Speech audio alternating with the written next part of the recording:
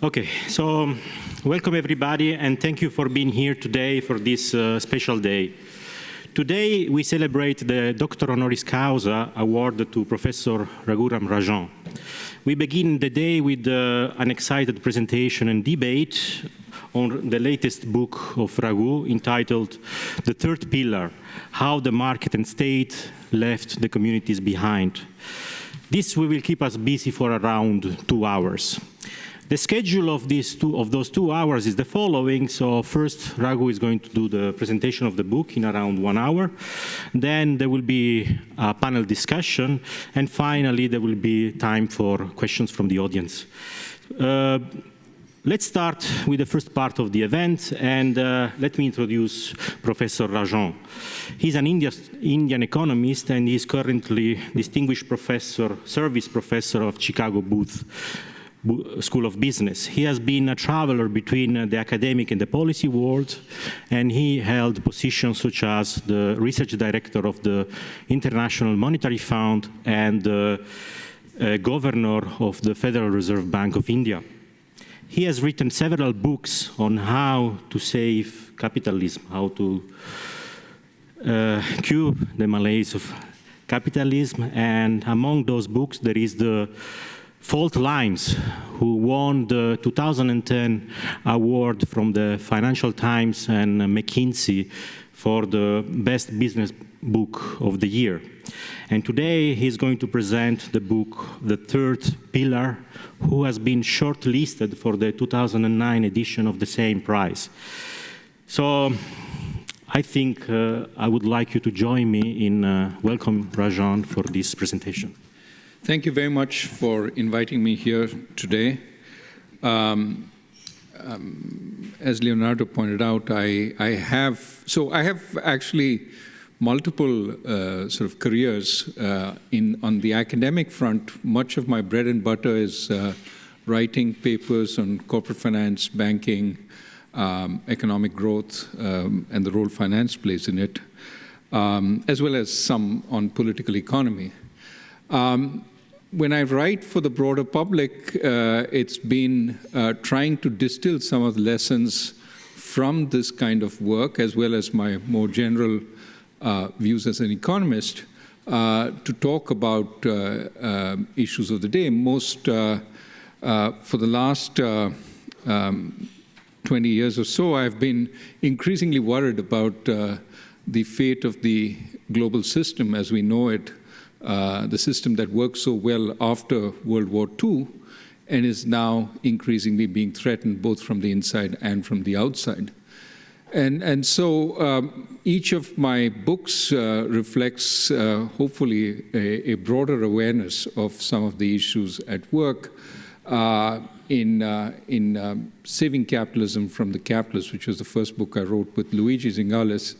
We talked a little bit about why the sort of capture of rents within the system, the growing monopolization of the system, was something to worry about, and why, to some extent, the broadening of markets was a good thing in that it created the competition that prevented that monopolization. But at the same time, we must recognize that markets bring their own risks, and therefore we need to think about the other trappings of the system, which makes people still go for markets. So it was a broad-based book trying to say that capitalism was more than just markets. It was a package deal, so to speak.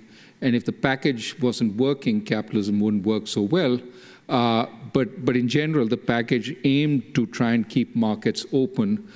It was what Luigi later described as a pro-market view as opposed to a pro-business view. The pro-business view is we should protect business. What we were trying to say is we should protect competition and protect markets. The next book, Fault Lines, was after the global financial crisis, trying to say what happened.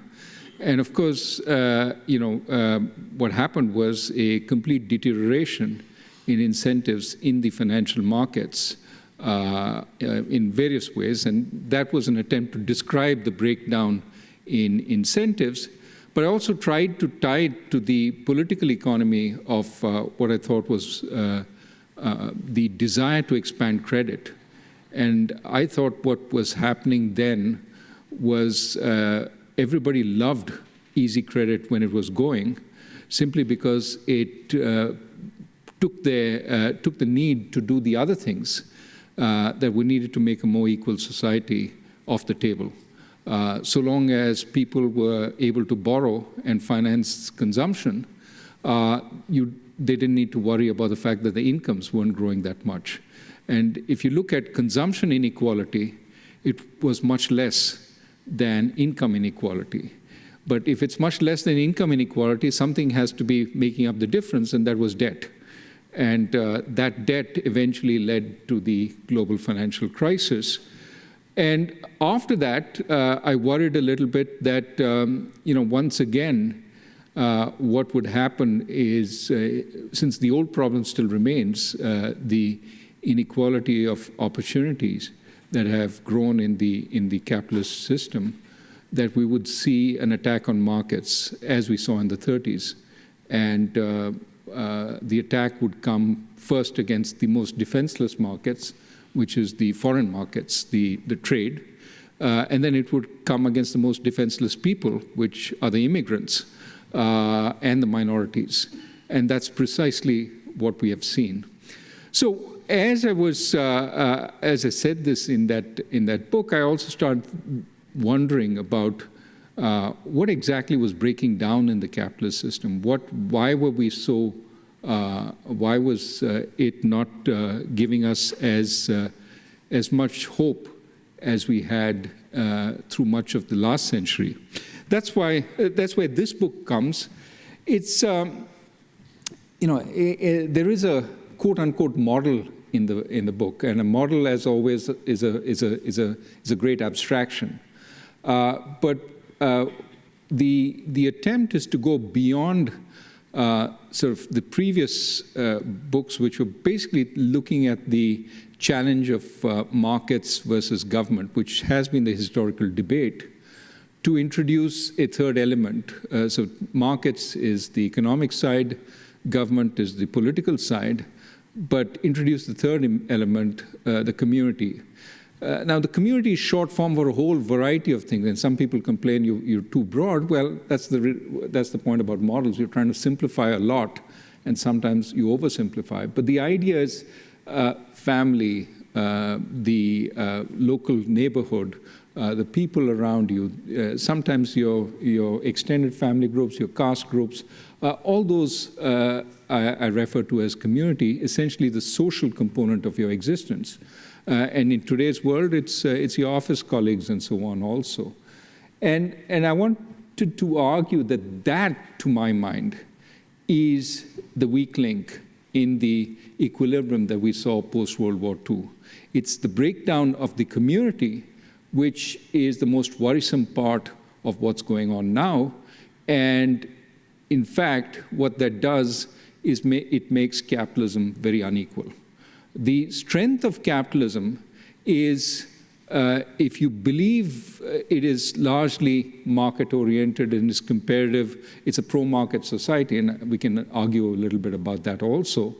But if you believe that is what is going on, then so long as everybody starts on a level playing field, it gives everybody the opportunity to do wonderfully well. And I think that the classic version of this in the American literature is what are called Horatio Alger stories by this author who talked about penniless young lads, they were typically lads, making it to enormous riches in the capitalist system. And they were very popular novels in the 19th century. But that's the idea of capitalism at its best, that anybody can succeed. And what I argue in this book, and I'll come to the details in just a while, but just give you a broad concept, is that because that third pillar is dysfunctional for a variety of reasons, the community is breaking down, especially in some communities, The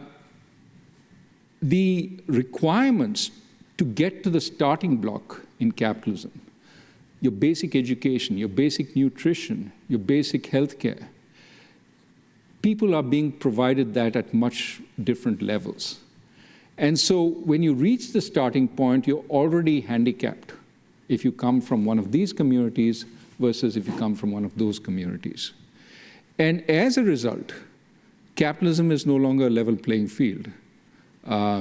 What I argue is because of the increase in competition, especially global competition, it's becoming more of a meritocracy than it used to be before. But it is becoming a hereditary meritocracy because a lot depends on where you're born, who you're born to, rather than equalizing the playing field. And that's creating enormous resentment. And in order to tackle the problems of capitalism, we have to tackle that. And that's why I say start with the community, repair the problems there, and then you will have greater faith, greater support for capitalism, and less support for the other sort of attacks, such as populism and socialism that we see today. So that's where we're going. Let me then walk through the details a little more. I'll try and not take the entire time allocated and finish a little to give more scope for discussion. So the standard view of capitalism is, of course, you have free and competitive markets, and if you're at the University of Chicago, that's all you need. If you're elsewhere, well, there's a government, certainly to enforce contracts and property rights, but also sometimes to provide a safety net. But what I argue is this neglects, this political economic neglects the social aspects. There's a reason we call the subject political economy, but we should call it probably socio-political economy. Because the community is extremely important in helping people cope with capitalism. It provides what I call pre-market support. Before you enter the market, babies don't enter the market. You enter the market as adults. Pre-market support, early education, nutrition, the values you go to the market with. All these are very important to enable you to succeed. There are lots of kids today in the US who don't know that you've got to show up to your job on time. You've got to show up dressed decently. You've got to show up, not completely spaced out based on what you've consumed. I mean, these are part of the value system, but it's something that needs to be inculcated and often comes via the community. But of course, there are many more things. Education. Many kids don't have a strong early education. If you don't have a strong early education, you don't understand what's going on in class, and you fall further and further behind. Nutrition. Having good nutrition. So Jim Heckman, the Nobel laureate at Chicago, basically says, by age 5, you're basically done. Whatever you've got till then differentiates you. Now, most people would take that as extreme, but it's an important point. Early childhood is extremely important in determining how successful you are later on, because a lot is done there. There's there's this famous marshmallow test. I don't know if any of you've seen it, right? What you did was you put a child, very young child, in front of a marshmallow, and you said, "Don't eat it for 2 minutes. If you don't eat it for 2 minutes, then you'll get another marshmallow." And there are lots of videos of this, and people love to watch them because there are these kids totally tormented. Should I eat or should I not eat? And eventually, many of them succumb and eat the marshmallow. So, and then the interesting part of that study is they follow these kids. And, study finds that the kids who resisted eating tend to do much better in life. And there's a notion of they maybe have some self-control, this, that, etc., that allows them to take longer-term decisions, and they do better. And that's interesting because the values at such a young age, what's inbred into them at that point, makes such a big difference. Whether it's inbred or whether it's nature or nurture, I don't think the study can tell, but that's interesting.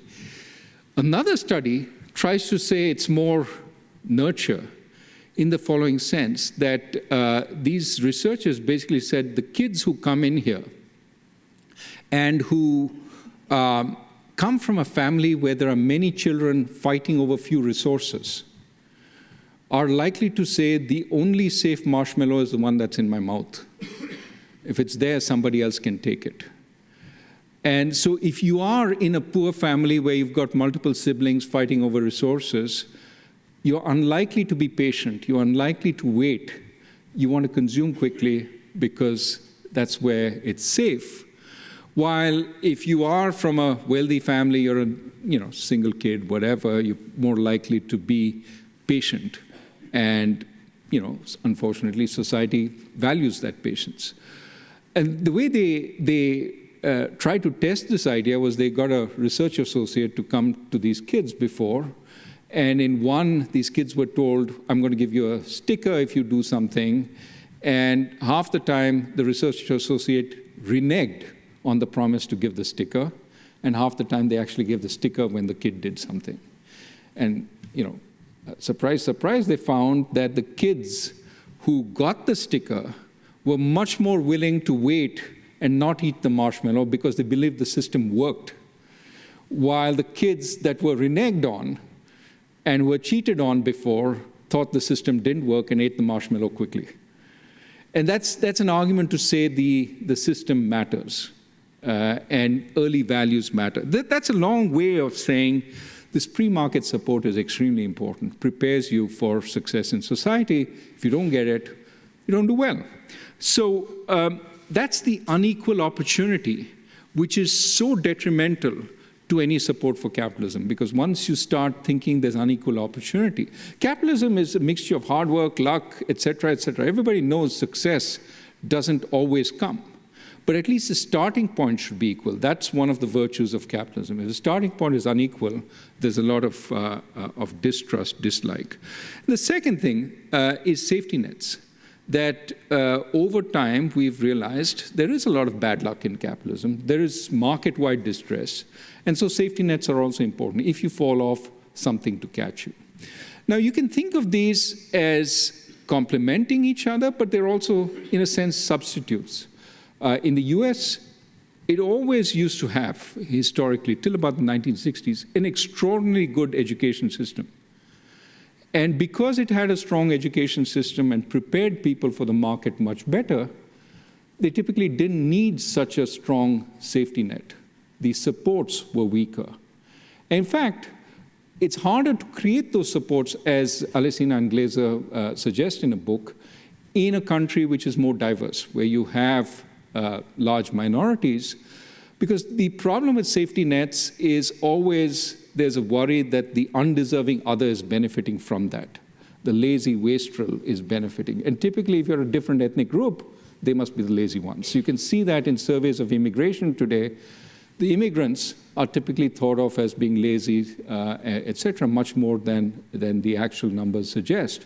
And that suggests diversity. It's hard to create safety nets. Now, Europe, which had a more homogeneous society, created stronger safety nets. But of course, relative to the US, it had a weaker education system. So these things can balance each other in a sense. But when they work together and are coupled with broader democratic oversight, and I think that's important. I'm going to talk a little bit about that also. It makes capitalism work for the many support capitalism. You don't have this kind of dissension which you see coming up today, both from the left and from the right. And for about 60 years post-World War II, this sort of worked. There was broad peace. The capitalist system worked. The liberal market democracies did really well. And then, there were all these books about the victory of capitalism. Fukuyama had his book on the end of, what was that, the end of man and something. The end of history, yeah. So there were all these things that all these suggestions that capitalism had won, only for it to start breaking down in this century. So I want to talk a little bit about the balance first. What are the elements of the balance? Again, this is a caricature. You should just take it as a guide, not too seriously. But it's a way to say how these fit together. And then I want to talk a little bit about what's been breaking down. So the state, obviously, the blue arrows are what we know and understand fully well. The state provides legislation and regulation, antitrust, property rights protection, all the things that help the markets work. And for the community, it provides security, justice, and sometimes, in some countries, education, capability building, etc., as well as a safety net, right? So the state enters all these areas. The markets essentially provide productivity and choice to the community. The markets are a good source of enhancing productivity through competition. And of course, innovation creates a lot of choice for the community. Now, the green arrows are what are less sort of focused on and understood. The community, of course, provides values and norms to the market, right? We sometimes think these values and norms come from, God-given. In most of our models, utility comes from above. But in fact, these are a product of the community. And what I talk about in the book is obviously these things change. In medieval times, society found it productive, for example, to prohibit excessive profit. To make an abnormal profit was essentially unnatural. And to hanker after making that profit was the sin of avarice, which was one of the important sins. Today, of course, we glorify that by saying, corporations should maximize profits. And if you're not maximizing profits, you should be out of a job. So we've come a long way. And there is a reason we've changed. There are reasons society changes its views on what is appropriate. We're changing once again. As you can see, the Business Roundtable recently, under pressure from the public, has sort of fuzzed over shareholder value maximization and now says we should maximize stakeholder value in a broad sense without quite specifying that. If you have questions later on this, I'm happy to talk about it because I think there are better ways of doing it. Nevertheless, the point there is that values and norms come from the community to the markets and are based on what the community thinks is important. And it puts more value, for example, on profits when productive efficiency is something the community desires. I'm not saying it does this in a perfect way, but in general, there's more weight on it. And when other things are important, it devalues profits. What is important, I think, are the two other arrows which I talk about in the book. The markets are an important source of countervailing power on the state. And you have to only see the difference between an emerging market and an industrial country to see why this might be important. Now, typically, we had this whole theory of institutions, that industrial countries have strong institutions, the emerging markets don't. But institutions by themselves, if you take it very simply as constitutions and rules and structures, institutions by themselves are not, any source of power. It's the society behind them. It is the powers behind those institutions that make a difference. As a simple example, Liberia has the United States Constitution because they just appropriated wholesale. But Liberia has very different outcomes than the United States. Similarly, the United States, in an environment where there was a little more political cohesion, had much less testing of the constitutional limits than today when there's much more political dissension. The difference, in my mind, between an emerging market and an industrial country is not so much the precise institutions they have, but the division of power. And when that division of power differs, an industrial country can become more like an emerging market. or an emerging market can become more like an industrial country. What I think is important in that division of power is independent power in market players. They should be independent of the state. In too many emerging markets, they're totally dependent on the state. The state has the power to give advertisements, remove advertisements. The state has the power to set selective tariffs. The state has the power to generate credit flows. The state has the power to withdraw permissions or give permissions. So a lot of power over the private sector, which means the private sector is not independent. Nobody in India will stand up and say this budget was an awful budget if they come from the private sector. The budget always gets 110% out of 100. Why? Because it's the brilliance of the finance minister. Why? Because the private sector is not independent of the government. The government can do a lot to damage private sector prospects. On the other hand, in the US, you have the Washington Post, the New York Times. These papers are regularly running a campaign against the current administration. And they can do it because the threat of tax investigations, the threat of withdrawing advertisements, et cetera, are relatively small in the larger scheme of things for the publishers of these. Jeff Bezos doesn't really care. He's got plenty of money when he runs the Washington Post. But even the New York Times or Bloomberg, these have been strong sort of investigative elements into what the administration does. The point is that in countries where there is a competitive market, independent players, they're not dependent too much on government favor, you get a countervailing source of power.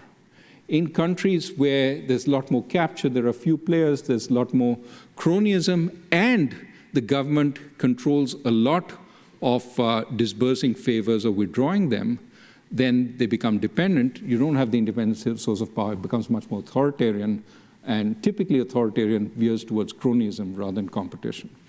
Political competition tends to be consistent with economic competition and vice versa. Not always, but in general, and that's one reason why.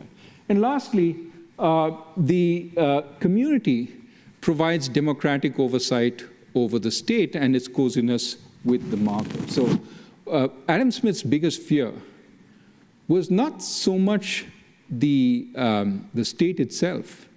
Adam Smith wasn't Ayn Rand in disguise. Adam Smith was worried about cronyism, and you can see that throughout The Wealth of Nations. He was against mercantilism because he believed mercantilism, by restricting the market, protected a few players and encouraged cronyism within any country. You remember his famous comment that you can't get a bunch of businessmen together without them hatching conspiracies to restrict trade. That's an example of what he was worried about. The possibility that there would be cartelization and cronyism favored by the government. And an important check to that, which wasn't there in Adam Smith's time because democracy wasn't strong then, is democracy, because the public, which is much more dispersed, much less influential than the connected, has an incentive to demand a level playing field, to insist on a level playing field. In fact, if you think about the populist movements in the past, it's been precisely about that. The populist movements in the 1890s in the US were led by the farmers against the banking cartels, against the railway cartels, basically saying these monopolies are squeezing us, they're supported by the government. We want both change in the monopoly structure, so the Sherman Antitrust Act came as a result of these agitations, but also we want a change in the government to make it much more popularly elected. They asked for direct elections of senators, for example, and they were successful in making these changes. The populist movement morphed into the progressive movement, which was responsible for a lot of the regulations that came over business. So the point is, people agitating can, in fact, put constraints that allow for a more open, a more competitive society, and that's also important. So this is the equilibrium that I think prevails in a liberal market society. Each acts as a check on the other and provides benefits to the other. Again, I admit this is a caricature, it's a simplification. Now, in this environment, I will argue that it's the community, that third pillar, which has weakened the most. Now, let me start first by saying that the community is still important. It's still important because even if the government takes care of education, for example, even if the government takes care of safety nets, the community fills the holes that are left. The community in Oliver Hart's theory would be filling in the holes left by incomplete contracts. And why does it matter? Well, one of the things the community provides is identity and values. Today, 70% of people in the UK still identify with a village or town. Now, the problem is many of the people who read this book live in large anonymous cities. And they say, what community? I don't have a community. But that's not true of many people. Most people in Theresa May's language are citizens of somewhere.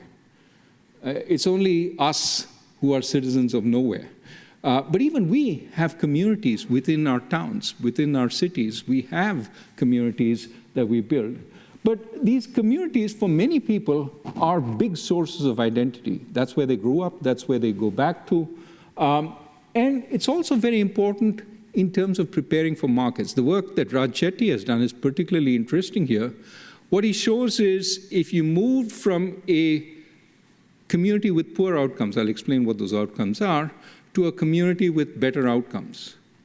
The more time that you spent as a child in the community with better outcomes, controlling for everything else, the better you do in life, the more you approach the outcomes in that better community. What are the outcomes? Well, he looks at earnings for children who grow up in that community. And so if you move from a community where earnings were really low for adults to a community where earnings as adults is really high, and you spent much more time, you spend 20 years in the community where the earnings are high, you make up 80% of the difference. Community matters. And the community matters, I would argue, by filling in the holes left by formal structures. Being in a better community helps you do better. It also provides a safety net. Many of you have read or are aware of stories during the Great Recession, especially in Southern Europe. Many people ran out of unemployment insurance, ran out of their savings. Where did they go? They moved in with their families. They moved back to their villages. They moved in with friends. That's where you fill in the holes left by the formal safety net. And of course, the community becomes a form of political organization also.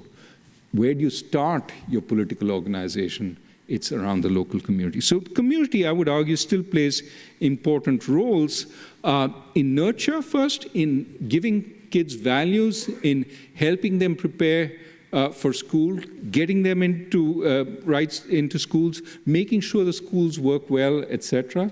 Good communities have strong schools, but it's not unrelated to the fact that parents work harder in those communities at making the schools work or are able to work harder in those communities. And poorer communities, in the sense of outcomes, don't do the same thing. But communities also do a lot more in terms of safety nets and so on. Now, as soon as we talk about communities, everybody has their favorite community that they will point to. Some people talk about church, some people talk about the professional or office community, some people talk about the virtual communities that they inhabit. And all these are forms of community, but and some of them add to the underlying sort of local community. But I would argue that in some sense, the local community is still extremely important. And, there's an ongoing debate. Does the virtual community subtract from the local community or add to the local community? Are you more likely to talk to real people when you have the alternative of the internet? Or are you more likely to be focused on just the internet? And there are all these alarming stories of young people spending so much more time on video games and so on. Well, there is certainly a lot more attraction. Used to be TV was criticized as taking people away from social relationships. Today, it's then in the middle it was the internet. Now it's video game. It's all these online games. And it's true, all these form an alternative source of attraction. But in studies that actually look at real communities where they have this possibility of interacting through virtual ways, they don't find that it necessarily diminishes. So there's this example of this developer who in Toronto in the late 1990s created a connected community. Okay, so this was early days of the net. He wired the community together, except halfway through he ran into a glitch. Half the community was connected, the other half was not. Now, my academic colleagues here will realize this is a wonderful natural experiment. Some of you may have read about the Nobel Prize this year. It was given for basically randomized controlled trials. This was as close to a randomized controlled trial in real life that you can get. For some random reason, half was connected, half was not. And one sociologist recognized, what a wonderful situation. Let me check who had better relationships. Turns out the guys who were connected had better relationships. They met each other more, they had garden parties more, they helped each other more, they went out to search for each other's dog or children more. They really were more sociable. Why? Because the net allowed them to traverse a closed door and allowed them to say, okay, let's all get together. Even if we don't know each other, at least I have your email addresses. And once they got together, they actually got to know each other. While in the unconnected community, there was no way of traversing that closed door and making friends. Put differently, these forms of connection can actually complement an actual community rather than necessarily detract from it. I'm not saying it works the same way everywhere, but at least in this study seemed to suggest it's a complement. Certainly when I see my kids are forever on Facebook, and actually Facebook is passé, but whatever their social media of the moment is, and they connect with all their friends, and everybody knows what's happening to everybody else. When they get to a city that they're visiting, all their friends come together. Much harder for us, who we used to communicate by telephone, and we lost touch very early with many of our friends in college. We keep touch with very few. Okay, so I've made 2 points. One, there was this equilibrium. 2, the community is still important for a variety of reasons. Now let me argue what has changed. Given that it is a change across many countries, today we say Chile complaining, riots in Santiago, we see problems in Hong Kong. I think all these are related. To be related, there has to be a common cause. And the common cause, I would argue, is technological change. What technological change has, well, let me just say this first. I mean, what are the big sources of common change? Typically, great calamity. The Black Death was a huge change in the world, killed 1/3 of European population, made an enormous change in the structure of markets and politics, and many argue spelled the death of feudalism, right? I'll leave it to the historians to talk about that, but great calamity can have enormous impact. But technological change also has similar impact. And I would argue the technological change we're experiencing is probably since the 1970s, it's the information and communications technology revolution. And it has been slow but picking up pace and has changed every facet of our life. One example of what it has done is it has changed markets considerably. Matthias and I were having a discussion earlier. Today, individuals in every country face global markets. Trade is global. Now, how has that happened? Even for goods. Services, it's pretty obvious that it can be global. But for goods, it's become global very quickly. Why? Because the cost of transport has fallen precipitously. I mean, I talk in the book about the container, which was a big factor in this. Seems like a small thing, but was enormously important in reducing transportation costs. But communications also has been very important in the sense that today, if I produce in Thailand, I know what's happening in that factory on a real-time basis. I can monitor the data. I can get direct data feeds. I know when there's a problem. I can move to address it. And I know that when that stuff is shipped to me, it'll come to my factory here in 2 days. It doesn't take that long. So given that we are so well connected, What we have today is every supply chain we ask, is this better done here or is it better done there? And I take it to the place where it's most efficiently done, right? So global competition means that we have production in the place where it's most competitive. And the obvious effect of this, as many of you know, is that manufacturing has moved out. The old-style manufacturing has moved out of industrial countries. New high-tech manufacturing still exists, but the old-style manufacturing has moved out, creating significant job losses. These typically have been focused on small towns, semi-rural areas, where it was cheaper to locate the big factories. And instead, what the industrial countries have got is basically much more services, because the parts of the supply chain that they still hold on to are things like R&D, are things like marketing, finance, but production, manufacturing has been outsourced. So this has hit the manufacturing hubs, but helped the mega cities. So, cities like London, San Francisco, enormously benefited. What trade has therefore done is hollowed out the middle-income factory jobs in manufacturing. But it's also done similar things in services. It used to be, for example, that if you were an accountant, you got a good salary because you were really good at your job. But for that, you had to know every last detail of the tax code. What has changed, however, is all the details of the tax code can be put in a tax program, TurboTax. That's what the program is called in the US. And the accountant no longer benefits from knowing every last detail of the tax code. So that middle-income job has disappeared.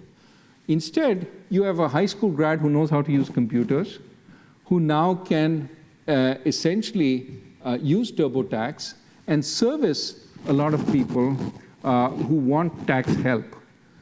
So the cost of that service has fallen. More people use that service, but the people providing that service are essentially low-skilled workers, and their pay falls.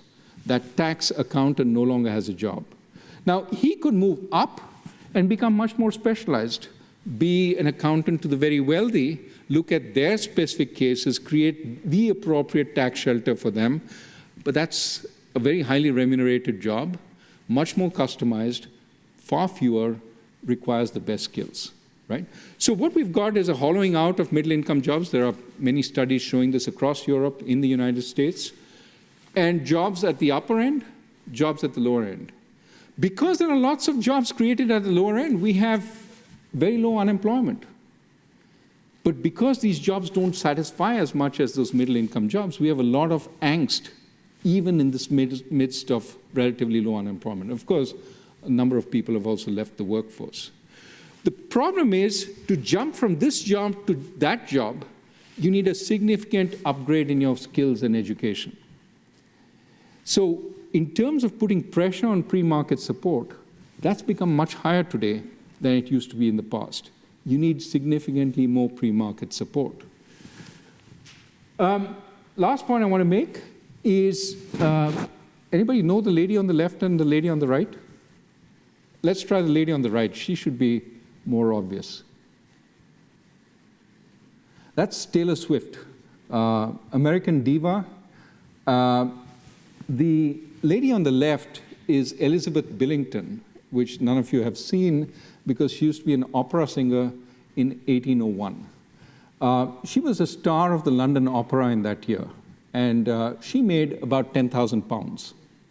The lady on the right, Taylor Swift, made $170 million. Now, of course, there's inflation between these two periods. If you inflate up her earnings, they're about $1 million. Why did the best singer of that time make only $1 million? The best singer of this time makes $170 million. That's because we've gone to a global market, to a winner-take-all society. Global market, the lady on the left could basically sing to the London Opera House. No more. There were no recordings. You couldn't transmit her recordings anywhere. So she sang only for the people who could listen. Maybe 1,000 a sitting, 100 a season, 100,000 people listened to her. Lady on the right, her recordings are now on YouTube. Last I saw, one of her latest songs had 3 billion downloads. 3 billion. 3 billion versus 100,000. See the magnitude difference. We face a global market. No wonder the earnings are much higher. But what this means is you don't need to listen to a second-rate singer in your town. You listen to the best singer in the world. And so the earnings at the very top have gotten even more skewed than would be suggested just by this. So what we're seeing is a society where incomes are going up like that. And it's because, not necessarily just because it's unjust or because of a tax code, it's because we have this effect of technological change and the markets. Now, obviously, everybody wants to be on the right side rather than the left side of this distribution. And that's where the community will come in just a moment. Bear with me. The second point I want to make is that as markets have gotten integrated, the governance, where governance is exercised, has moved up from the community to the national to the international. One example, say, is bank capital requirements. Used to be set when you were a local town at the town level. Any regulation was local, at best at the state level. And then when you had national banks, it became national. And now, because so many banks are international, we set capital requirements in Basel. And then we come back to the nation and say, this is what Basel said. Now, how do we implement it? Governance has moved up. This is just one example. You know, in the Eurozone, or I should say in the European Union, in the attempt at harmonization, many rules are set at in Brussels and are filtered down to the countries because there is an attempt to harmonize the market environment for companies across the European Union. I think this is a general phenomenon. When you had small communities within which trade was done, all the regulation and supervision, all the governance was done locally. As it became national, governance moved up, including not just the regulation and supervision, but things like the operation of the education system, things like the safety net.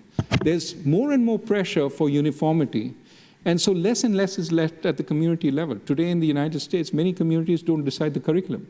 Used to be that they used to decide everything on education locally, okay? So this is a common phenomenon. As markets integrate, more and more becomes national, and now today with the integration across countries, international. So the ICT revolution has changed the markets. That was the first slide. It's changed the state. And lastly, it has changed the community. Now, we know that the technological revolution has increased the importance of good schooling. But even in this very important pre-market support, the community has weakened, and some communities are really weak and are unable to provide it.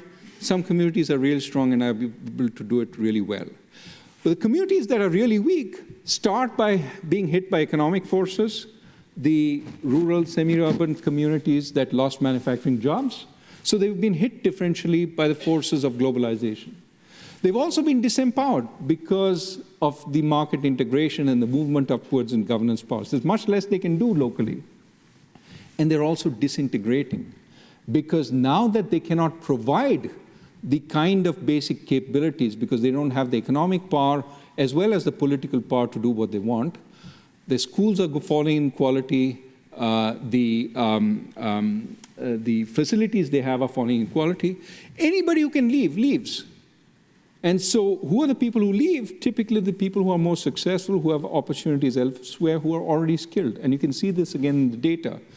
The capable leave, you get the secession of the successful, and they'll go and live where the other successful live. So society itself is falling apart as the poorer communities lose their best.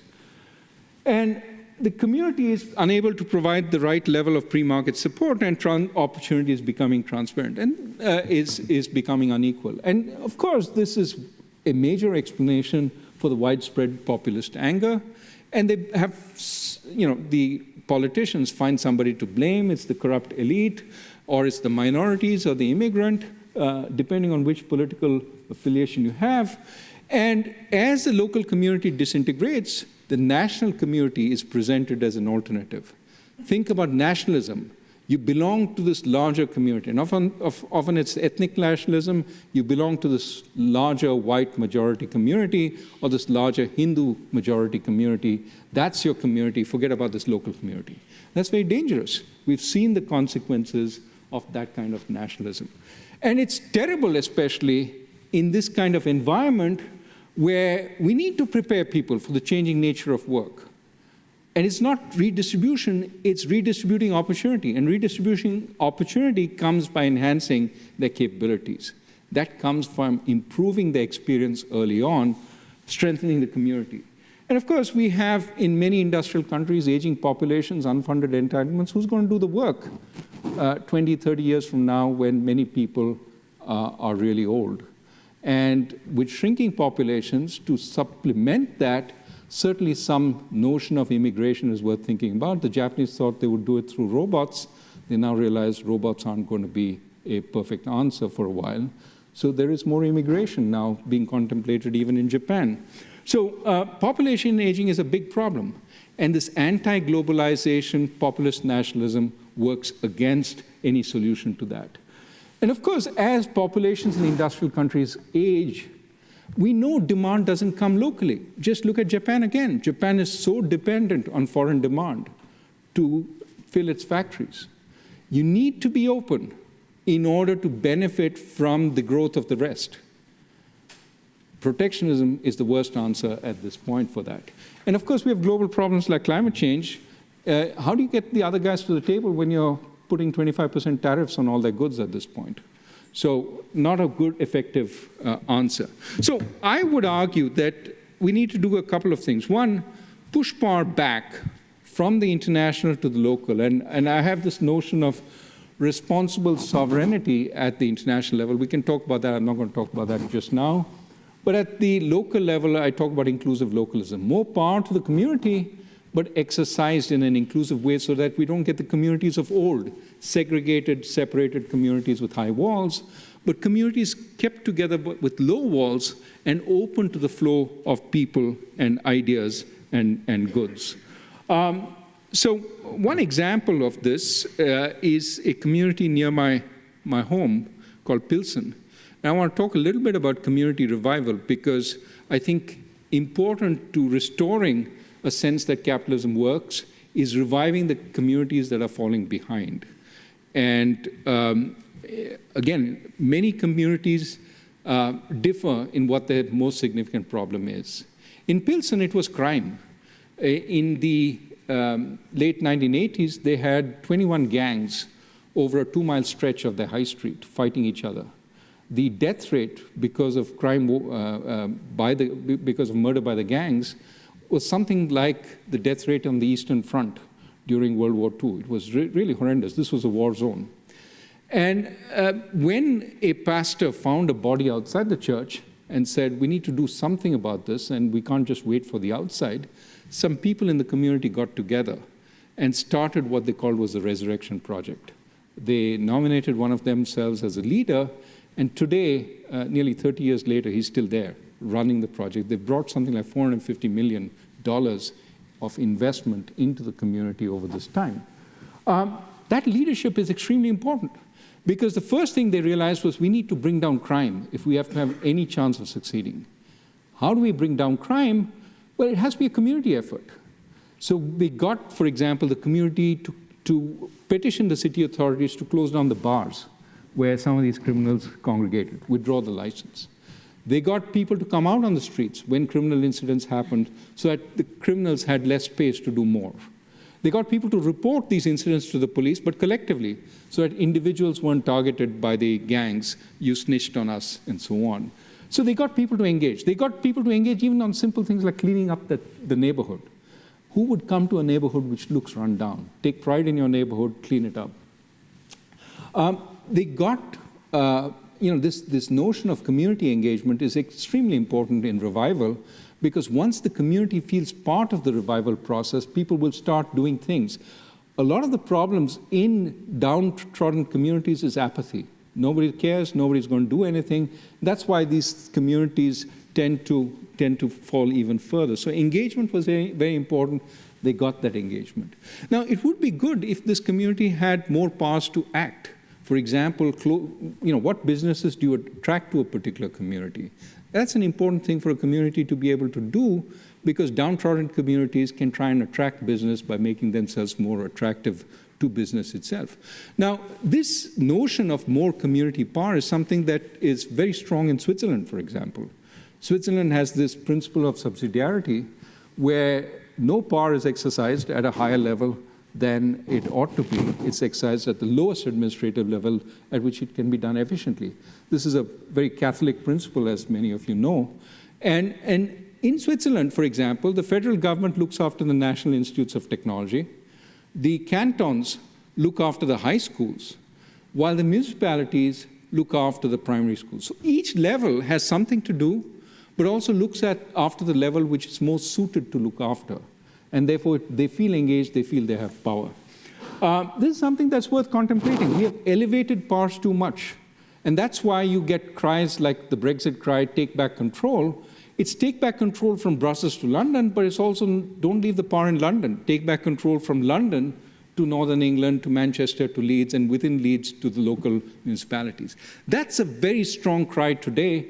I would argue if we want to keep markets open, we should respect that cry and not elevate powers too much. Firms have much greater ability to deal with differences using information technology. Let's not focus too much on harmonization. It is quite possible to have effective markets without harmonization. Harmonization allows political differentiation. Lack of harmonization allows political differentiation. And that often is really important to get political support for capitalism. Infrastructure was very important, including financial infrastructure. One of the things that Pilsen did was save a local bank. The local bank was collapsing because of mortgages it had made, which were underwater. The Pilsen community knew if you acted on market principles and foreclosed, those buildings would become vacant. As they became vacant, crime would increase, but property prices around it would also fall. There was a community need to keep those people in their houses. So they bought the bank with the help of philanthropic funds and then worked to keep people in their homes. Today, the number of underperforming mortgages has fallen from about 30% to 5%. So they sort of work to make it happen. And other forms of infrastructure can be very important to elevate a community. For example, access to internet is something that many communities don't have today, broadband access. And that would make a big difference in the kinds of jobs, kinds of activities that can happen. And lastly, funding. Funding is extremely important for the communities that are falling behind because they have no funds. So support is needed, but as the community revives, it can generate its own support if it owns some of its assets, because those assets go up in value, and the community now owns a bit of equity in that and can use that. So support is clearly needed to kickstart the process. But often that support comes with a lot of rules. You should do this, you should do that. And what I would suggest is it's far better for the community to be able to do what it needs to, bottom-up planning, rather than top-down rules. And last point here, I mean, today a lot of people realize there are problems within communities, including the European Union has regional development funds and so on. Problem with all this center-down funding, in the US there's something called the Opportunity Zone, which also gives tax advantages to funds that go in, is they come with a lot of rules. They don't come unattached for the community to do what it wants to do. It favors particular activities. And as a result, sometimes creates things that the community doesn't want. One quick example, Amazon wanted to build its second headquarters, and it set up a competition amongst municipalities across the US. Now, lots of municipalities really wanted it. They finally selected Long Island City, Queens. And Long Island City, Queens said, we don't want you. That was interesting because a lot of communities really wanted them, but the community they chose didn't want them. Why, you would think, do they reject this thing that most mayors were dying for, 25,000 jobs paying $150,000 a job? Their view probably was, the people in our community aren't skilled enough to get those jobs. Very few are. We're going to get all these outsiders coming in. They're going to push up property prices, push up rents. Yes, the local businessmen may be happy, but a lot of the community residents will in fact leave. And that's not a good, healthy outcome. So this is another way of saying that even the most desired top-down outcome may not be beneficial from the community's perspective. We need to have more bottom-up. We need strong leadership. We need engagement by the community. We need it to have powers to act.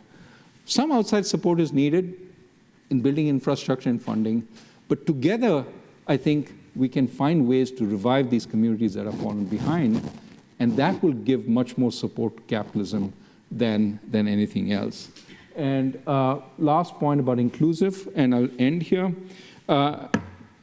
Some people say, oh, community, that means these segregated communities of the past. And that's not my intent. What I mean, what I hope is we have integrated communities. But we should allow for the possibility that people of one particular ethnic group want to live with each other. That will solve two problems. One, those people will be able to live with each other. If that's their preference, great. But also, today, many of those people want to impose a uniform culture within the country because they fear the culture is under threat. If they can use the community as the vehicle to continue their culture, rather than the nation as the vehicle to continue their culture, then the nation can be far more inclusive, right? And often, communities will start talking to each other. Communities living side by side but with different groups will start talking across the borders when the borders are kept low, and you will get greater inclusion. But you don't have to force it today, and that allows the nation to be inclusive even while some of the communities decide to stand on their own. So I would argue that this is not a contradiction, that we can keep the community inclusive while enforcing, while giving them more powers. We just don't allow them to exercise powers to discriminate. That would be the only place where the state intervenes. And this is actually something that you see in the Commerce Clause in the US Constitution. States can do whatever they want on regulating production, but they can't discriminate against the goods from another state. That's the Commerce Clause. I think something similar at the community level would allow it to be both inclusive, don't keep out other people, don't keep out goods from elsewhere, but have more powers on many aspects to legislate what you want. So that's sort of my synthesis of what I think is wrong and what needs to be done. Thank you.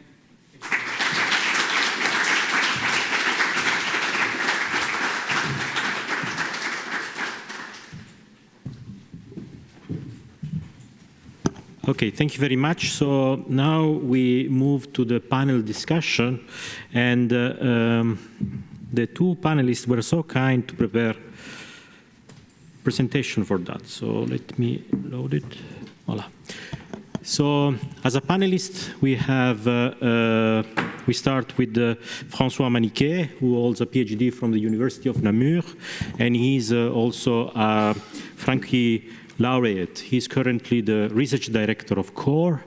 And then we have also Matthias de Watripon from the Université Libre de Bruxelles, who holds a PhD from Harvard University. And he has been also a director at the National Bank and the vice governor of the National Bank. So we start with François. You have the floor.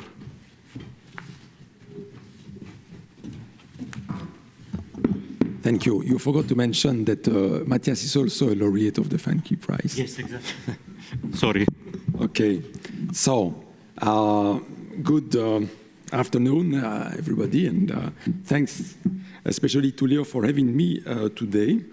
And thank you, Professor Rajan, for the book and the presentation. And let me immediately say that I found, your thoughts about the community absolutely challenging and fascinating. And I've realized, of course, that it was unfortunately not that close to my expertise field or research agenda, except occasionally. I mean, I've worked on questions of identity, and it turns out that social assistance policies are mostly local, and I have also an interest on that. But this being apart, so let me begin by underlying that my comments and questions will be deeply grounded in my lack of thinking about the community. So let me now go towards my main question, which is what about the fourth pillar? And the fourth pillar is the family. So, according to me, the major fact about our societies, and especially the Western world, in the last 50 years, is the fact that the family is a much more egalitarian enterprise than it used to be. Why? Well, let me sketch the facts that I guess we all know. So our societies have been, deeply marked by the huge increase in female labor force participation and the decrease in the wage gap. And if you add to that the fact that the wage ratios are a key determinant of intra-household inequality, together with an increase in associative mating, you have a huge decrease in within family, within household inequality.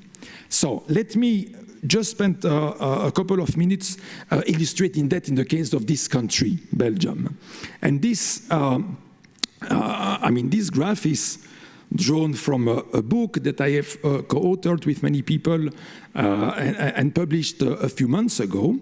So that's about Belgium, and it is based on a survey that so we made in this country on a representative sample of the Belgian population, and survey in which we raise questions about consumption and time use at the individual level within the household.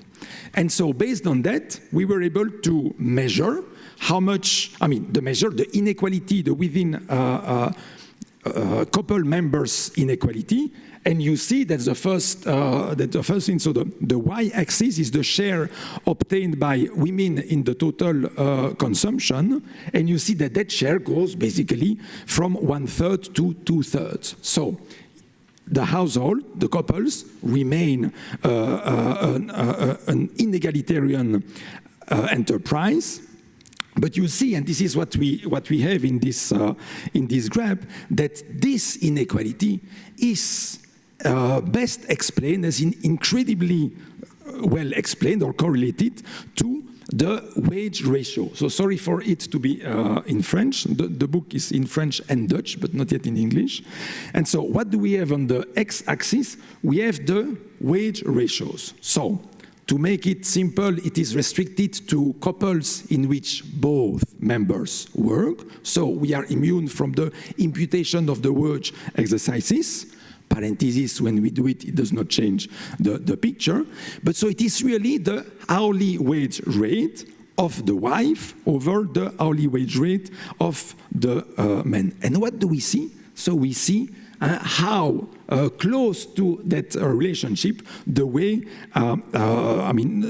total consumption is shared among the members of the household. And so what does one mean? One means that the wage rate of the two partners are the same, and you see that when they are the same, the consumption is 50-50, right? So it's not a gender issue, it is an issue of inequality from the outside world. And this, this is not, of course, transparent in this graph. The graph is not about that, but the wage rate ratio has been equalized in the last 50 years. How? Thanks to the state and the markets. The state has trained our girls. The state has provided schooling and training for girls and young women. The state has regulated markets against discrimination, and markets have rewarded women at their marginal productivity. So, and this has been done against sometimes the community, against, religious group, etc. So, what are the consequences of that? A little bit of consequences. First, the consequence is that the evolution of household inequality completely overestimates the so-called increased individual inequality. All what I have told you as an implication that if you measure what 95, if not 99% of the studies do, if you measure inequality at the level of households, that is, if you assume, contrary to what we know or what we should know, inequality within the household, you would say that the increase in inequality over the last few decades is much larger than it is if you think of inequality at the individual level. With a consequence, what are the consequences? Lies and sides have done the job for the last 50 years in the UK. UK is an example of a country where inequality is said to have increased a lot. Which inequality? Inter-household inequality. What they show is that if you take account of the intra-household inequality between wives and husbands, inequality has barely increased in the UK.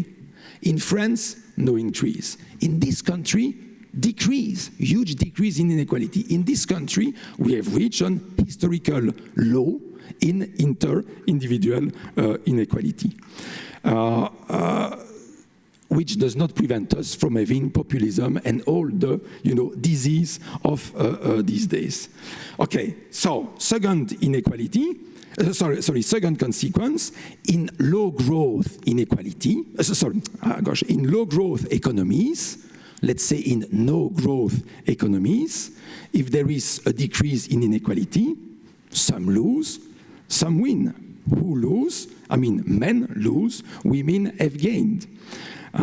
If you don't take that into account, how do you want to understand why men and women vote differently?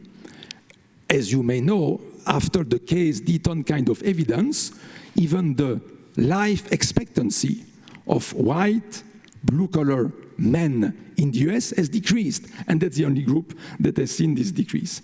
So, yes, and I have talked about the inequality between spouses, inequality between parents and children has also declined, inequality between boys and girls have also declined. Parenthesis, estimating inequality at the individual level is extremely difficult, requires a lot of technicalities, a lot of databases, and this is an under-searched topic. So my first question is, what's the relationship between the community and the family? Are you thinking of the community with the family or without the family?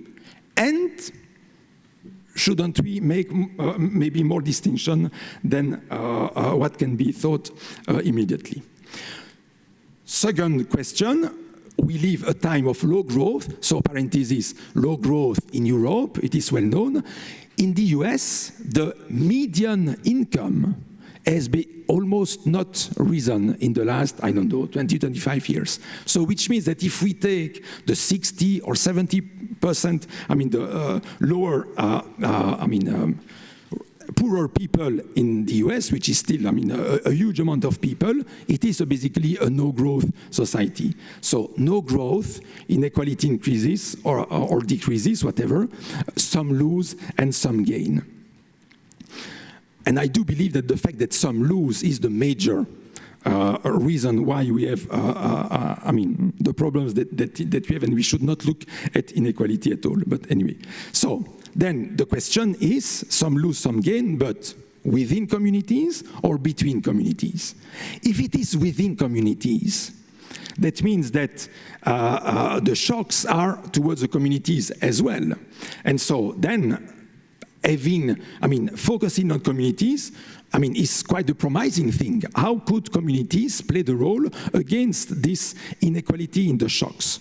But if it is between communities, then the question is that we should redistribute from communities, from communities that has been positively affected to communities that has been negatively affected. And this requires not that the community be active, but that the national level be active.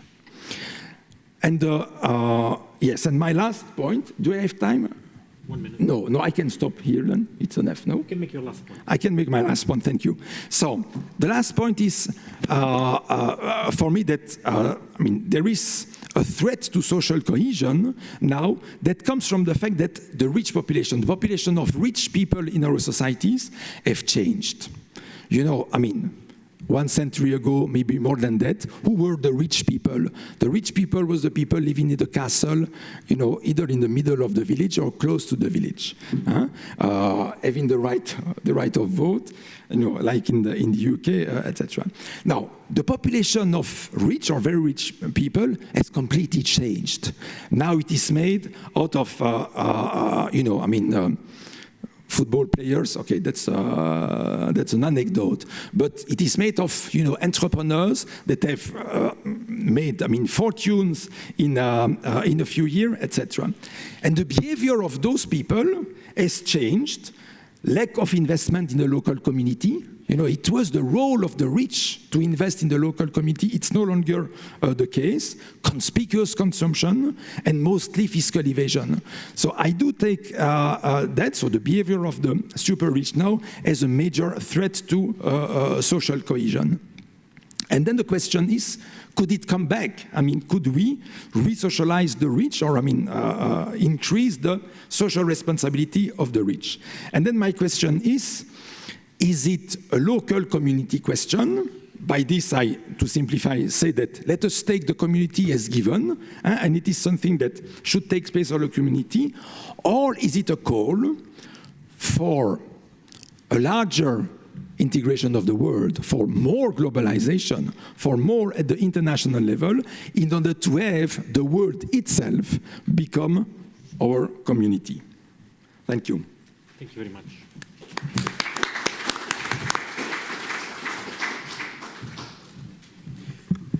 So, Raghu, you have time to answer now these questions if you want. Very quickly. Look, you know, as I said, my model was a caricature. The family is part of the community in my model. And I understand you could have a fourth pillar, fifth pillar. Some commentators want a sixth pillar. But you know that models become more complicated. The best model is the world as it is, but that's overly complicated to put on a piece of paper. So, I take the point that the family has also changed, and I haven't focused on that. That said, I do recognize the role that state and markets have played in equalizing the intra-family inequality. And I have some stories in the book about that. The women in the Indian state who wanted to break out of their traditional occupations and were pushed back by the male sort of power brokers in the caste group. I think that what I emphasize through the book is communities have the good side and the bad side. And we should try and enhance the good side by limiting the bad side. And often the markets and the state can be important in limiting the bad side. The tradition, the hierarchy, the reluctance to change. But there's a good side to the community also. And how do we get that in this environment? And the good side is the community is not based on contracts. The community is not based on explicit sort of contracts. It's based on some greater sense of belonging, which can be extremely important. To your point on redistributing from positively affected communities to communities falling behind, I think that's sort of may well have to happen. But what I'm arguing for is redistribution in order to change capabilities. Because if you just redistribute, then we are in the camp of universal basic income and so on, which I think are really problematic at this point when there are still jobs available, because I think jobs are an important sense of, give you an important sense of satisfaction, of well-being, that you earned it. And distributing, while not enhancing capabilities, creates that culture of receiving without enhancing human dignity. And I think what we need is the communities to have more money in order to create the economic opportunities within the communities falling behind, rather than make them as permanent recipients of welfare. That's what I would like to see, and that may require some redistribution. I think this point that the rich have changed responsibilities is extremely important. But the argument I'm making is they've left the community because the community no longer gives them a feeling that they can keep up with their... So if the schools are deteriorating, who are the most able to leave? The rich. So they exit rather than exercising voice locally to improve the schools. And that, I think, is part of the effects of technological change. The requirements have increased so much that they don't want to stop and help the schools improve. They want to leave. I think your point is extremely right in saying, how do we get them to stay and be part of the solution rather than exit? And they're exiting around the world into private schools, into richer communities, and so on.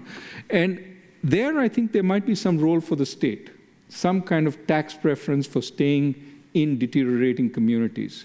Maybe your taxes are a little lower. Maybe the schools in local communities have as much of a chance at getting kids into college, into public college, as schools in richer communities. So some states, for example, in the US, say the top few kids in the school will get automatic admission to the public college. That gives people more of an incentive to stay. So we need to think about things like that to keep the integrated community from disintegrating. Finally, your point about global community, I mean, I'm a globalist also at the back but I think part of the damage is done when we insist on globalization before people are ready for it. So what I'm arguing for is let's at least let people feel part of mixed communities or maybe even segregated communities. But once they learn to live together without imposing on each other, then we have the potential for a more global sense of community. I think it grows. I think in Europe, for example, as opposed to the UK, you have much more of a sense of being European. But it's taken time for it to grow. And similarly, I think the ideal is we all feel part of a common world. Then it's much easier to get global solutions. But I think it will take time. And in the meantime, rather than the nation being what we focus on as being part of, let's focus on community, much less damaging. Thank you.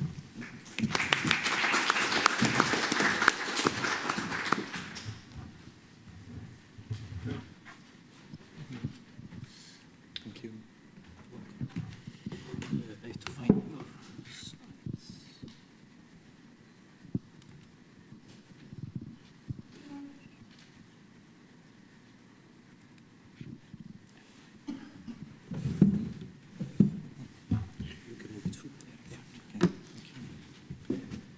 Okay, first of all, thanks a lot for having invited me to discuss this fascinating book. And my congratulations to UC Louvain and the LSM for choosing such an excellent honorary degree recipient. Indeed, Raghu is a great economist, both academically but also policy-wise, having been chief economist of the IMF and governor of the Central Bank of India. He's also very much a forward-looking thinker.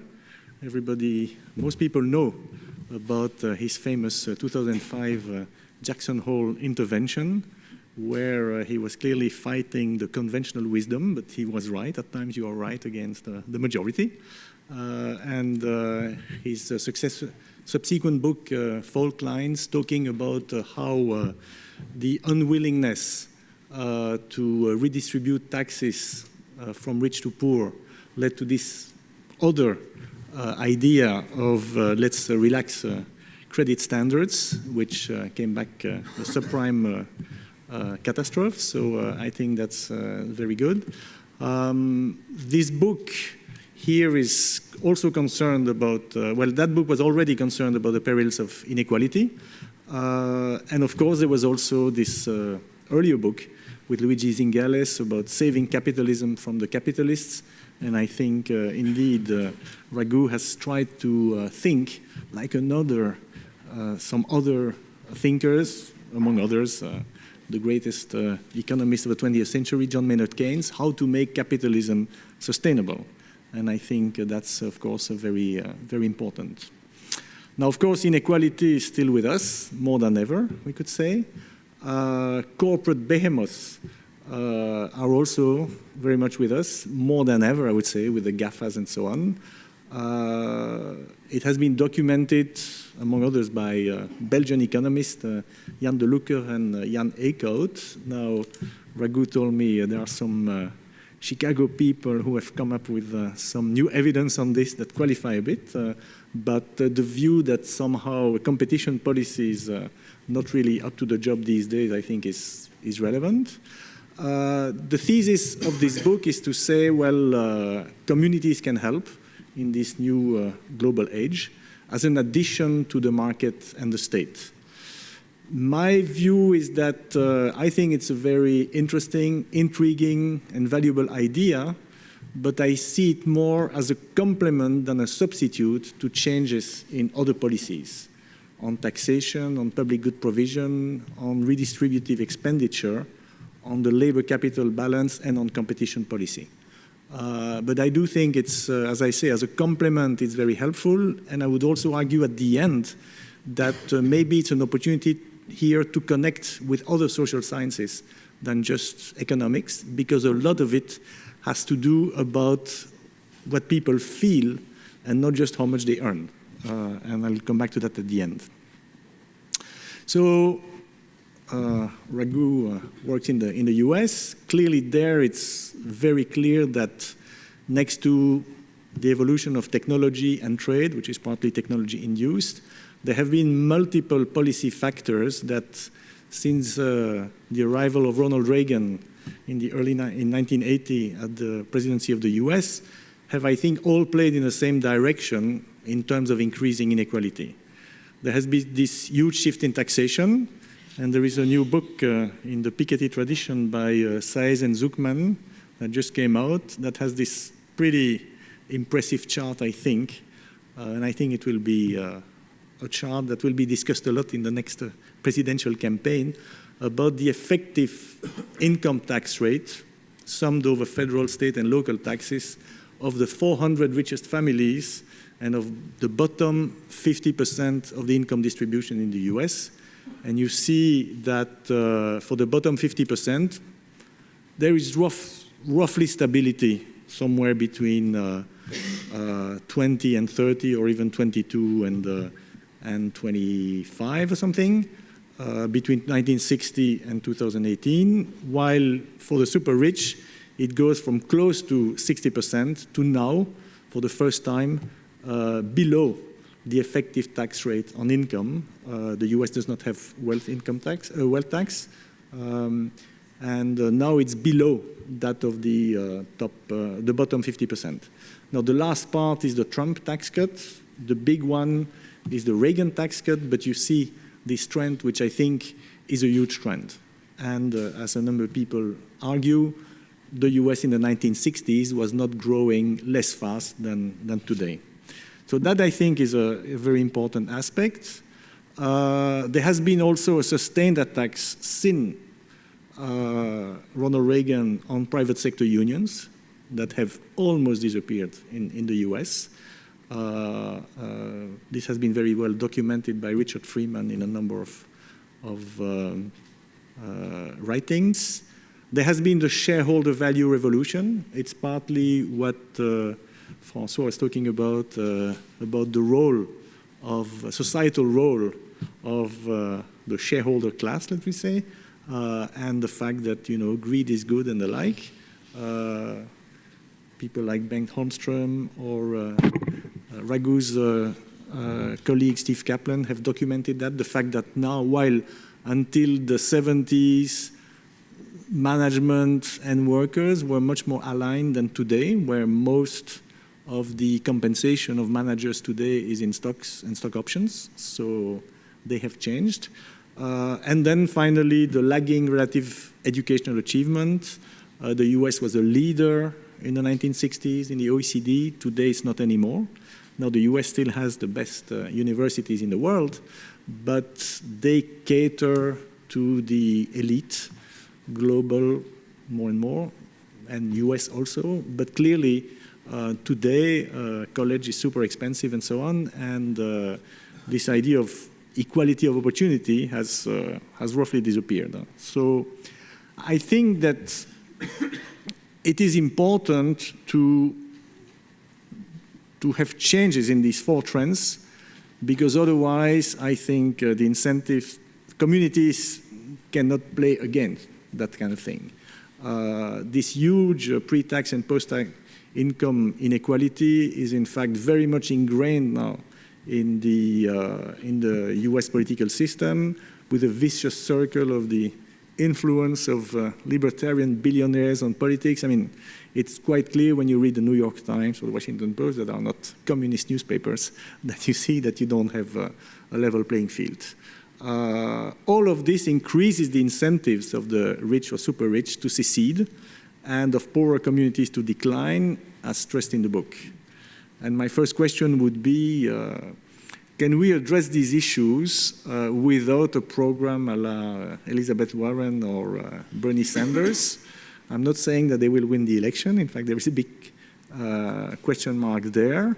But I think their idea of much more progressive taxes, higher minimum wages, universal health care, and free or quasi-free college, I think makes sense. I didn't mention universal basic income, which indeed is something very different.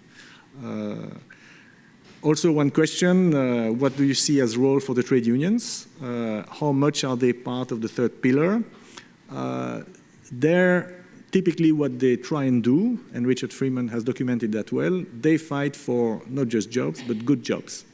And isn't today the key question what we want for people to feel part of the community, nation, and so on, is good jobs.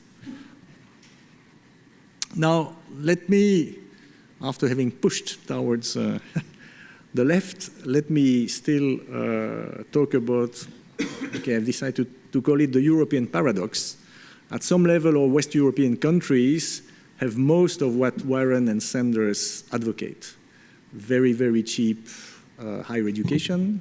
You know, €800 is the fee for entering in this good university here. We have stronger trade union / labor market policy, and so on. Germany even has workers on supervisory boards.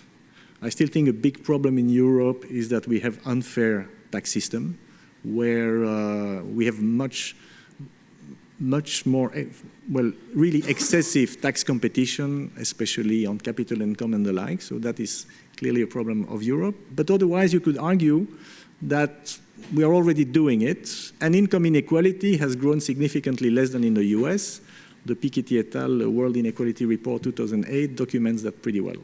And still, we have a fair amount of extreme left and especially extreme right populism. So why this paradox? By the way, and you said it already, I think continental Europe differs really from the UK on attitudes toward the EU. In fact, the euro is broadly popular, and by now even Marine Le Pen, Salvini and all that, they don't want to break up from the euro anymore. And there is, of course, a lot of immigration sentiment, but it's not intra-EU. In general, here it's about, you know, some people fight about illegal immigration from Africa, about refugees from outside of Europe, and one can discuss these things, but it's not the EU that is constraining this, even though the EU is not very good at managing it, and Italy and Greece have been victims, but beyond that, I think it's not at all the same as indeed the UK not wanting to accept, even though they were very enthusiastic about it early on, migrants from Poland and so on. So I think it's a very fair question. Can the 3rd pillar help address these issues? And we have a number of problems. Belgium has very, very big inequality across schools. The OECD PISA studies document that well. We have a big city, smaller town divides. We have, by the way, decreasing intra-family solidarity at some level. Indeed, it's very important that the balance male-female wages has changed, even though it's not all good because the double shift for females is still there, even though a bit less so. But what is true is, on the other hand, even though you may have, for some couples, indeed, there is even this view that there is assortative matching, that high-wage males go with high-wage females and so on. That means that across families there may be more inequality. Also, with divorce and all this, you have all these single adult families where you have a lot of poverty and so on. So I think, and the fact that there may be lower willingness for parents to help some aging children, or for parents to help grandparents, these things I think are still relevant. And there the community can help, I think, for all these things. By the way, interestingly, in Belgium, one talks about pillars. And these are typically the socialist and the Christian pillars, with parties, unions, mutuals for health insurance and the like. They are often criticized. They are seen as declining in favor of the state and the market. Should they be, that's a question to you, should they be encouraged instead as mediators between individual on the one hand and the market and the state on the other hand? That would be, I think, an interesting question. In terms of policy to help communities, which I think is very important, what do you think about, for example, free and mandatory kindergarten from 2.5 years old, to make sure that, especially with ethnically diverse communities, making sure that the kids can, first of all, learn the official language and interact with people from various communities? What about positive discrimination on school funding in low-income neighborhoods? By the way, that requires centralized funding. So the funding cannot be at the community level. You need, as François was saying, cross-community subsidization. And indeed, I was about to talk about this Texas solution, but you mentioned it, of high school integration. So in Texas, of all places, they've indeed decided that the top X% from every high school could have access to public universities in Texas. Now I understand, and there is work by my colleague Patrick Legros and others, Esteban among them, arguing, well, it failed its objective, which was let's integrate the universities and have more minorities in universities. I understand it didn't work, but it did wonder to integrate high schools because, let's say, some students who would be too low in really demanding schools would go elsewhere, and that would be something. So I thought that was it was an unintended consequence, as supervisor and regulator would say, but I think it was quite interesting. By the way, we cannot do that in Belgium because there is no. Everybody can go to university, so we don't have, I have my doubts about this, but it's impossible to change politically, so we cannot do that in Belgium. But I thought that was this idea of trying to integrate at an earlier level is probably quite important, especially if at 5 years old everything is done, as you said. Finally, on housing, which indeed communities are geographic. Now, and there is this nice book by Ed Glazer about the triumph of the city. He indicates how some cities, like central Paris or San Francisco, really have rich ghettos. And one way, and I don't know what you think about it, should we be much more aggressive on social housing? Probably also with gradual purchase by occupants when they get richer to preserve the social mix, and then you keep building. You can keep building new social apartments. And then what about an increase in private housing to match higher demand of population? It seems that Chicago or Atlanta do that a lot. They convert industrial sites into apartment buildings. By the way, Brussels, I think, is more like Chicago on that than Paris. And I think, by the way, such a policy can also increase the competitiveness of the city by keeping rents and house prices lower. I remember your co-author and colleague Luigi Zingales telling me that he had a competing offer at some point from New York University, and in the end he didn't go there because rents and house prices are much lower in Chicago than in New York. So I think it's and taxes. Okay, he mentioned the house prices. So conclusion, I think it's a very stimulating book. It's consistent with your earlier work, worried about inequality. I think the third pillar has a potential to help address current inequality, but I still think that it won't work only if we correct the current excesses of market forces. But I think it also has the potential to address what I would call the happiness paradox. I was struck to hear that in the 40 years in France from 1975, so after the Trente Glorieuses, the 30 glorious years, to 2015, people have had 20 additional years of life where they don't have to work. You know, it's a huge amount.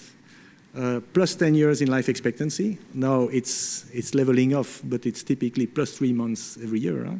It has been huge advances in medical technologies and others. So plus 10 years, effective retirement age minus 5 years. People complain a lot about increasing retirement age, but let's face it, since 1975, we really reduced the retirement age. And plus 5 years in effective entry in the labor market, which means more education. And people don't seem too happy about these additional 20 years. I think it has to do with the fact that what makes you happy is not just money and so on, and good health, but it's also having friends and things like that. So it has to do with communities, and I think in that sense, it would be very helpful, and I think it would be also a good opportunity for economics to mix with other social scientists to investigate these kinds of issues. But anyway, thank you very much. Thank you very much.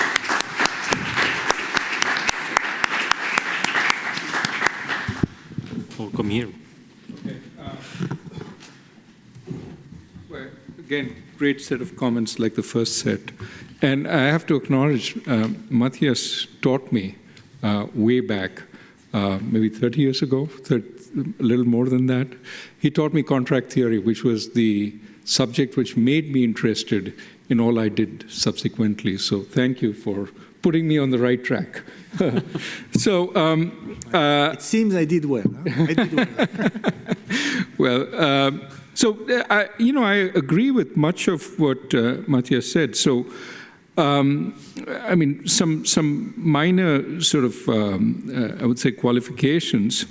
On the private sector unions, well, there has been an attack on the unions, certainly, but also I would say three other things. One, global competition has made it harder for them to preserve unionized jobs. So some of the shrinking is because the jobs where the unions were have also sort of disappeared. The move to services away from manufacturing services unions may be harder to keep together than manufacturing unions. Again, I know that's not always true, but the last point I would say is one of the problems with unions in the US, unlike, for example, unions in Scandinavia, is I don't think they've focused earlier on as much on skill improvement in the workforce. It was more on how do we, given where they are, we keep their benefits strong and their pay increases appropriate, while focusing more on skill development would have been important. I say this because I'm appalled that when you read of some of these very unionized factories closing, how poorly skilled the workers are for alternative jobs. If you read the description of Janesville, which is a GM plant, which closes, and the author says some of the workers really hadn't used computers.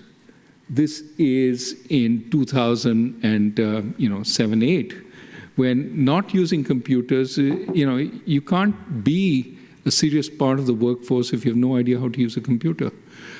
So I think that one of the things they've failed on is keeping the workforce trained and demanding skilling within the firm as part of what is important.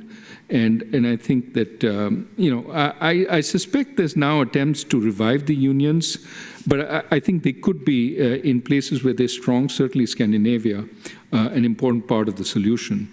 On the lagging educational achievements, I would say that a lot of that is also that early childhood difference. I think your point about free kindergarten makes sense. That's an important. How do we strengthen the early childhood experience? But also what you experience early on is very different across communities, and so that lack of a good school up front, the lack of makes you very unprepared for college. So even if you equalize access to college, one of the biggest problems in the US is many kids entering college never complete. And typically, that's because they're poorly prepared.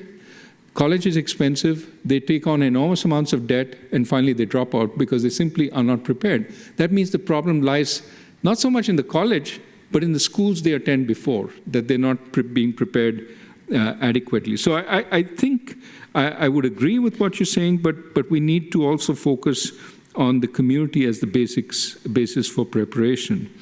I'm all for universal healthcare, and I think I say that also. On quasi-free college, I'm a little more worried. I mean, what I think should be free is a level that most people enjoy, a level of education. And maybe that has moved up to the community college level.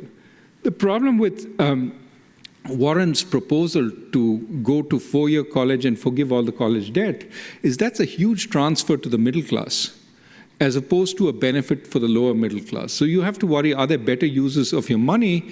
And I would say if you have the money, target the people who are more stressed rather than people who are a little more comfortable. Yes, student loan debt is a big problem. We need to find out how to alleviate student loans for some of the poorest people, but I think a blanket across the board waiver as well as free college for everyone would be a large use of resources which could be better deployed. On the is Europe more equal? One of the things I actually wonder about Piketty and Size's work is, do they measure inequality properly? And one of the worries you have is a lot of wealth in Europe is buried in family firms that don't pay dividends. And because it's buried in the family firms, there could be a lot of wealth which comes out into the open only on inheritance, but not during people's lifetimes. In fact, if you look at the inheritance numbers in Germany versus the UK is fairly flat. Germany is increasing quite a bit over this time. So I don't know if they measure inequality fully, because whenever I come to Europe, I see the quality of some of the spending that's going on, and I say, this is beyond me. I couldn't spend this way in the US, but somebody's spending that money.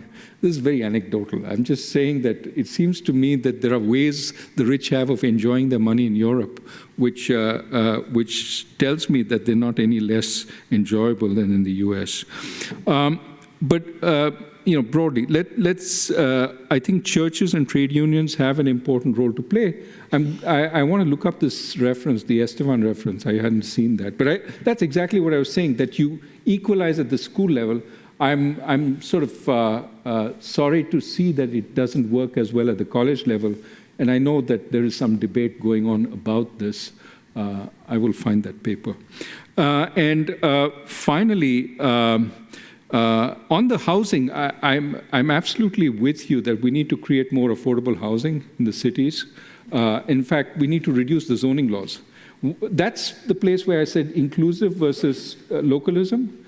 Localism means let the local community decide what the laws should be, but that's one place where you want more inclusion. You don't want San Francisco to set up zoning laws such that the poor can never live in San Francisco. That keeps the rents for the people who are already inhabitants. So by making the zoning laws less against low-income families. For example, in the US, many neighborhoods have a law which says multi-family homes are not allowed. Well, the poor typically live in flats. And so once you say multi-family homes are not allowed, they can't actually buy into that neighborhood. That kind of zoning is exclusive, and therefore I say that goes against inclusive localism. We should allow for more access. And affordable housing is part of that. And some cities, as you correctly point out, Texas actually has a law which prevents cities from doing that affordable housing mandates. They prevent set-asides, while Chicago requires it. So there are differences, and changes in laws can help. But again, thank you very much. Thank you.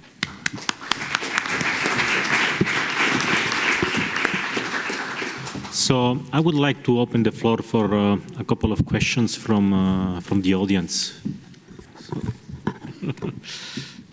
Yes, over there. Thank you very much for excellent presentation and discussion, I must say. So my question is more regarding how do you see the basal level essential income for community, for example, and social security, of course, because since even when there were no government and global market, communities were existing. And in current scenario, for example, I have lived in Copenhagen, and then the particular Copenhagen commune was providing better social securities, and if you lost job, they provide you a basis of surviving by providing some money, percentage of your salary. And how this commune is developing as a community just by providing this social security system or a belief to believe in community.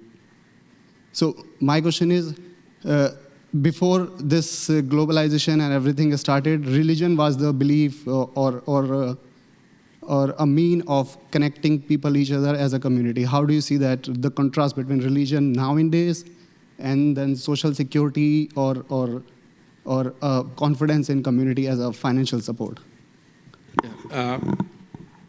Sorry. I mean, there were other ways people were tied together, you're saying, in the past. Some of it was local community. They typically had the same religion, but they also had same ethnicity, et cetera, et cetera.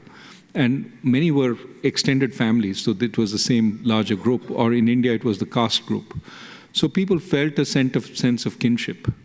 Now, as we've gotten bigger and more anonymous in the cities, that no longer exists.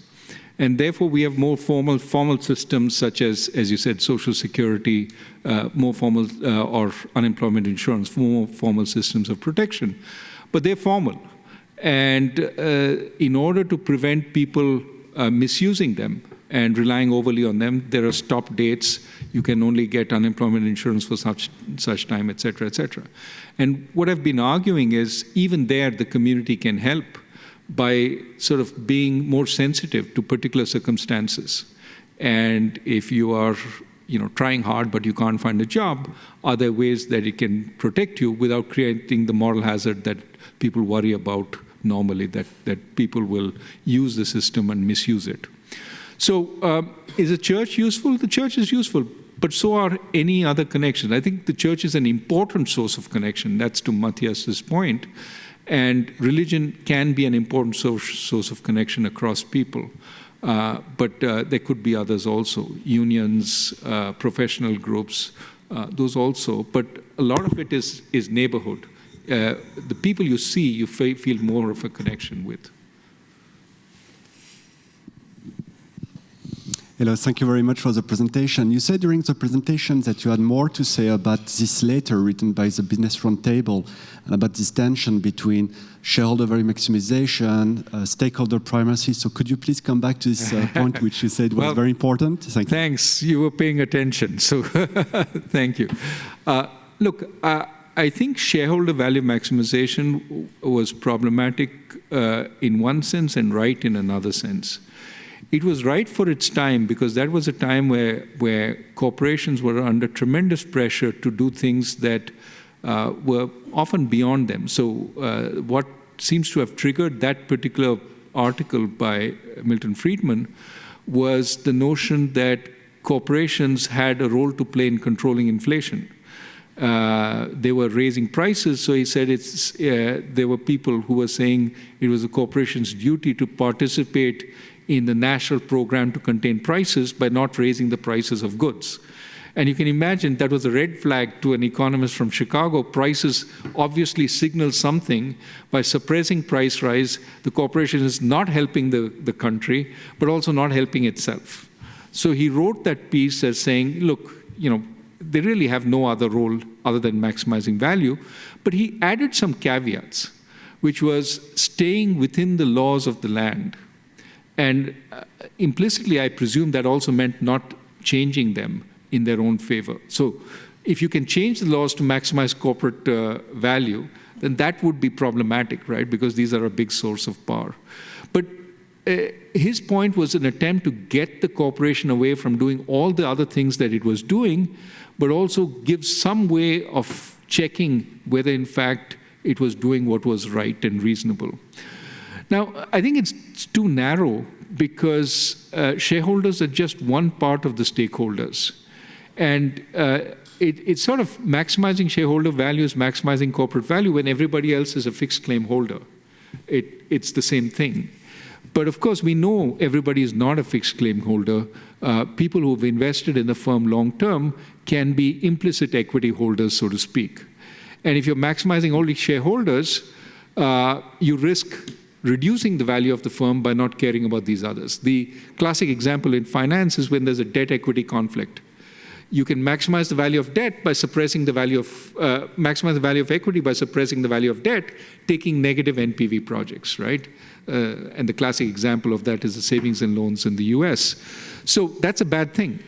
And in order to rectify that at certain times, because debt has more of an equity portion, in fact, maybe more so than debt than equity, you might want to think about the larger scheme or set of financial claimants. But the work that Oliver, Matthias, and others have done also suggests that there are other claim holders on the firm, implicit claim holders, the workers, for example. So if you're maximizing the value of the firm, you have to think about all these claim holders, their equity value also. And that's why I say a better way to think about this is think about all those who've made investments in the firm, both financial and non-financial. Somebody who works on a daily wage is not making a serious investment. They, part-time employees are not that engaged, but long-time firm employees have made a serious investment in the firm, and therefore think about their value also. And sometimes in the tussle between shareholders and those stakeholders, to maximize the value of the firm, you may favor those. Let me give you one last example. Supposing there's a firm which is good in training its employees, and it will train them at its own expense. And there's another firm which says training is a bad thing because not good for shareholder value maximization. Which firm are the young people going to join? They're more likely to join the firm that trains and accept a somewhat lower salary. But that firm may actually do better because it has better trained employees and gets the value, even if at a particular point in time, it makes not much sense to train that person but you get better people initially and they stay with you because you've shown that you're a better firm. So in that sense, you may actually enhance the value of the firm by thinking of broader stakeholders. What I object to the Business Roundtable is it's care about everybody. That's no answer to a corporation. Should it spend money on its customers? If customers are part of the stakeholders, why not give everything away free? You're benefiting one stakeholder, but of course you're ruining the other stakeholders. What the roundtable statement doesn't acknowledge is there are trade-offs. And in order to decide on the trade-offs, you have to have a sense of what is more important. I would say what is more important are people who've made investments in the firm, and you have to protect their interests and think about that. And a statement to that effect would have much more value for the firm and for society rather than something bland and amorphous like we need to think about all the stakeholders. I think now, time is pressing. We need to deliver 3 DHC. So I would like to thank you everybody for this nice discussion, Raghu and the 2 discussants. And also I would like to thank the other 2 Dr. Honoris Causa laureates who are here in the audience. So thank you very much for everybody.